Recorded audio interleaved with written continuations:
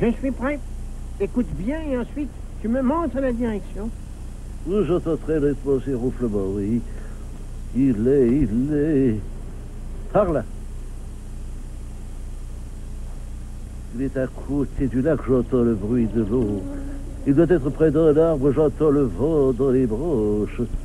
Il s'agit même d'un pommier, j'entends un ver qui creuse un fruit. Ça fait un drôle de petit bruit comme ça dans mon oreille. Peux-tu le voir? Est-ce que tu le vois? Je le vois. Fais attention.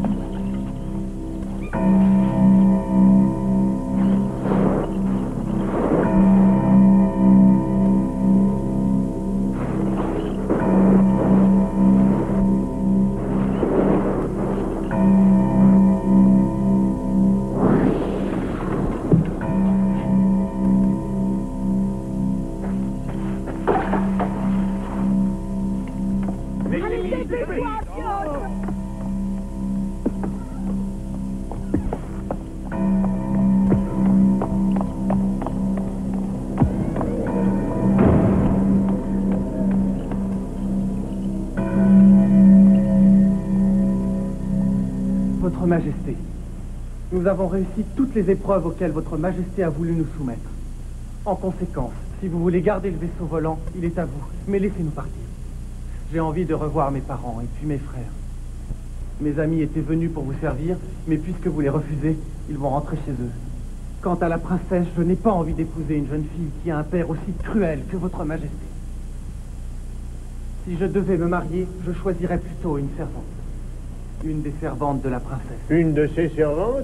Quelle servante? Tu en connais une? Mais celle-ci? Oui, nous avons déjà parlé ensemble. Une servante?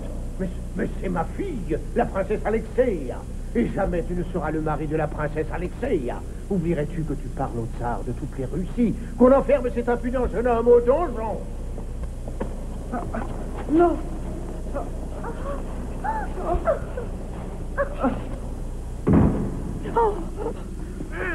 Qu'avez-vous fait de notre jeune ami? Où est-il? Vous feriez mieux de ne plus penser à ce jeune fou. Allez-vous-en d'ici. Rentrez chez vous. Et surtout ne revenez jamais plus. Allez dire à votre maître le tsar, Nicolas, que demain nous serons encore là avec notre armée et nous ferons le siège de votre forteresse aussi longtemps que vous garderez Piotr. Nous connaissons déjà toutes vos défenses, alors attention. J'étais très courageux de ta part de lui dire ces choses-là, tu sais. Mais nous aurons beaucoup de mal à avoir l'air d'une armée. Écoutez, je ne vous ai pas tout dit au sujet de ce fagot que j'apportais au tsar. Et puisqu'il n'en veut pas, ces branches viennent d'un arbre qui pousse avec une grande rapidité. Il n'en existe nulle part ailleurs. Et...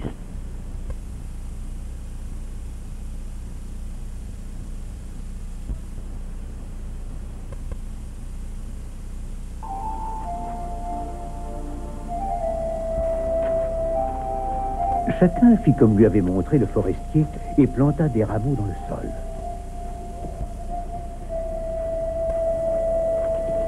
Il ne comprenait pas très bien comment les petites branches pouvaient avoir l'air de soldats.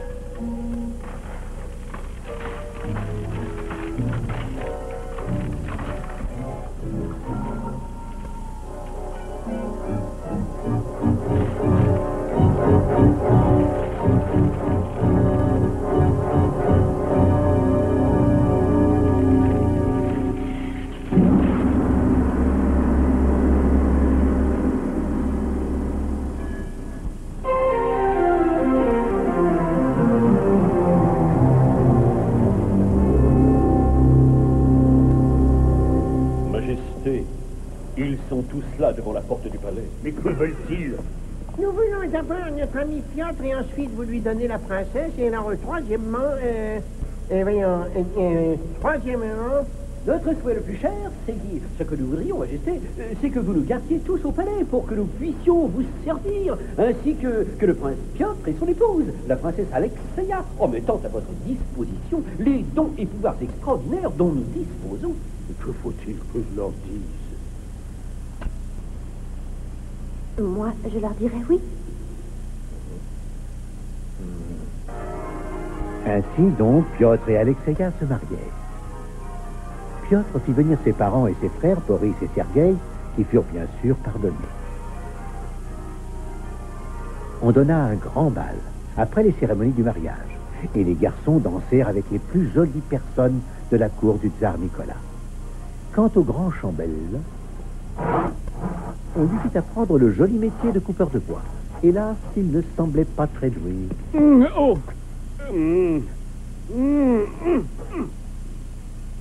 Piotr, je voulais dire, prince Piotr, qu'est-ce qu'on va faire du bateau volant maintenant, votre Altesse?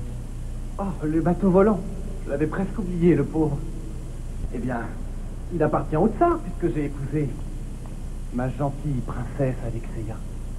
Le vaisseau lui revient de droit. Oh, mais c'est vrai, oui, ce merveilleux navire est à moi. Je vais aller me promener avec lui tout de suite sans perdre une seconde. Je crains bien que ce ne soit trop tard. Et pourquoi serait-ce trop tard? Adieu, mon jeune prince, adieu, que la vie te soit douce.